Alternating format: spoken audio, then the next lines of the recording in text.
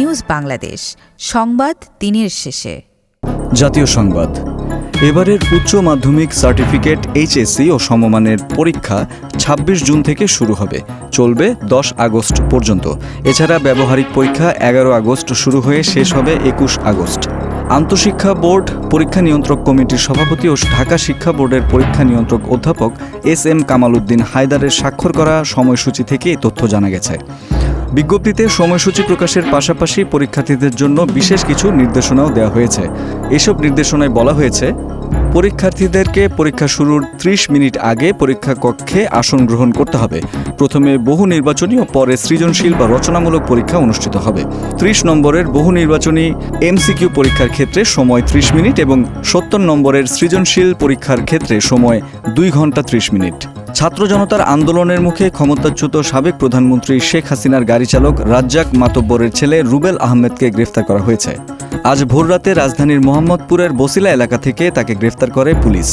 তেজগাঁও বিভাগের মোহাম্মদপুর জোনের অতিরিক্ত উপপুলিশ কমিশনার জুয়েল রানা গণমাধ্যমকে বলেন, তেজগাঁও বিভাগের উপপুলিশ কমিশনার ইবনে মিজানের সার্বিক নির্দেশনায় মোহাম্মদপুর থানা পুলিশ সাবেক প্রধানমন্ত্রী শেখ হাসিনার ড্রাইভারের ছেলে রুবেল আহমেদকে গ্রেফতার করেছে।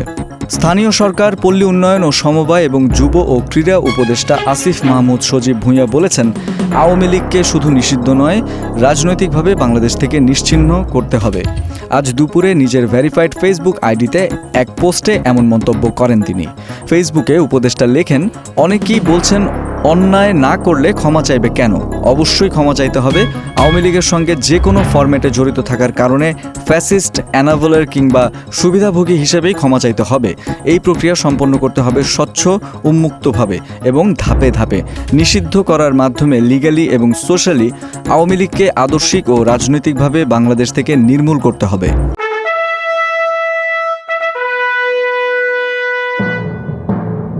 রাজনীতির সংবাদ। জাতীয় সংসদ ভবনের এলডি হলসহ মাঠ প্রাঙ্গণে দলের বর্ধিত সভার স্থান চূড়ান্ত করেছে বাংলাদেশ জাতীয়তাবাদী দল বিএনপি। দলের সিনিয়র যুগ্ম মহাসচিব রুহুল কবির রিজভীর সই করা চিঠি বর্ধিত সভায় অংশগ্রহণকারী নেতাদের কাছে পাঠানো হয়েছে। চিঠিতে বলা হয়েছে, আগামী ২৭ ফেব্রুয়ারি বৃহস্পতিবার বিএনপির বর্ধিত সভায় রাজধানীর পার্লামেন্ট মেম্বার্স ক্লাবের আওতাধীন এলডি হলসহ মাঠে সকাল ১০টা থেকে দিনব্যাপী অনুষ্ঠানের সিদ্ধান্ত গৃহীত হয়েছে। আগামী ২৫ ফেব্রুয়ারি থেকে নয়াপল্টনের দলীয় কার্যালয় থেকে নেতৃবৃন্দকে কার্ড সংগ্রহ করতে বলা হয়েছে।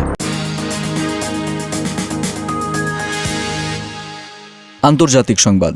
ভারতের জন্য ২১ মিলিয়ন মার্কিন ডলারের আর্থিক সহায়তা বন্ধের পক্ষে সমর্থন দিয়েছেন মার্কিন যুক্তরাষ্ট্রের প্রেসিডেন্ট ডোনাল্ড ট্রাম্প। আজ ভারতীয় সংবাদ মাধ্যম হিন্দুস্তান টাইমসের এক প্রতিবেদন থেকে এই তথ্য জানা গেছে। প্রতিবেদনে বলা হয়, সম্প্রতি যুক্তরাষ্ট্র বিভিন্ন দেশের জন্য নির্ধারিত বড় অঙ্কের সহায়তা বাতিল করেছে। বাতিলকৃত দেশগুলোর মধ্যে ভারতের জন্য বরাদ্দ ২১ মিলিয়ন মার্কিন ডলারের অনুদানও অন্তর্ভুক্ত। ইলন মাস্কের নেতৃত্বাধীন নতুন দফতর ডিপার্টমেন্ট অফ গভর্নমেন্ট ইফিসিয়েন্সি এই ঘোষণা দেয়। তথ্য প্রযুক্তির সংবাদ। অ্যান্ড্রয়েড ব্যবহারকারীদের জন্য নতুন দুটি সুবিধা নিয়ে এসেছে গুগল ক্রোম। নতুন আপডেটে ট্যাব চার্ট ও ট্যাব গ্রুপ সিঙ্ক সুবিধা যুক্ত করা হয়েছে বলে জানিয়েছে প্রতিষ্ঠানটি। এর ফলে ব্রাউজারে ট্যাব ব্যবস্থাপনা আরও সহজ হবে। নতুন আপডেটে ট্যাব সুইচার অংশে সার্চ জিওর ট্যাবস নামে একটি সার্চ বার যোগ করেছে গুগল ক্রোম। এটি চালু থাকা ওয়েবসাইটগুলোর তালিকার উপরে থাকবে এবং স্ক্রিনের উপর দেখা যাবে। ফলে ব্যবহারকারীরা সহজে প্রয়োজনীয় ট্যাব সন্ধান করতে পারবেন। সার্চ অপশনে ক্লিক করলে প্রথমে সাম্প্রতিক ট্যাবগুলোর তালিকা দেখা যাবে। পরে নির্দিষ্ট কোনো শব্দ লিখলে সেটির সঙ্গে মিল থাকা ট্যাব, বুকমার্ক, ব্রাউজিং ইতিহাস ও ওয়েব অনুসন্ধান থেকে সংশ্লিষ্ট ফলাফল দেখাবে। খেলার সংবাদ।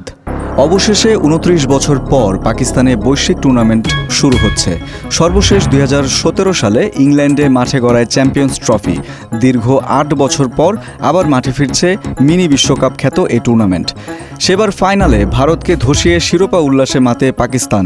এবার ঘরের মাঠে শিরোপা ধরে রাখার মিশনে নামবে তারা। ১৯৯৬ সালের ১৭ মার্চ লাহোরের গাদ্দাফি স্টেডিয়ামে ক্রিকেট বিশ্বকাপের ফাইনাল ম্যাচে মুখোমুখি হয়েছিল শ্রীলঙ্কা ও অস্ট্রেলিয়া। ফাইনালে প্রথমে ব্যাট করতে নামে অস্ট্রেলিয়া। নির্ধারিত ৫০ ওভারে ৭ উইকেট হারিয়ে অস্ট্রেলিয়ার সংগ্রহ ২৪১ রান।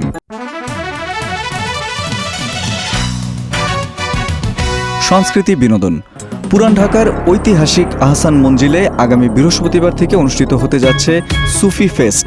সকাল 10টা থেকে রাত 9:30 পর্যন্ত এই ফেস্ট অনুষ্ঠিত হবে। আয়োজকদের পক্ষ থেকে জানানো হয়েছে, সকালে জাতীয় পতাকা উত্তোলনের মধ্য দিয়ে অনুষ্ঠান শুরু হবে। অনুষ্ঠানে থাকবে পুঁথিপাঠ, মুর্শিদি, ভাওয়াইয়া, ভাটিয়ালি, মারফতি, লোকসঙ্গীতের পাশাপাশি মূল আকর্ষণ থাকবে নাফস ও কারার ব্যান্ডের কাওয়ালি পারফরম্যান্স, দ্য সার্কেল ট্রুপের সুফি রাক্স ও সুফি হাদরা সহ আকর্ষণীয় বহু অনুষঙ্গ।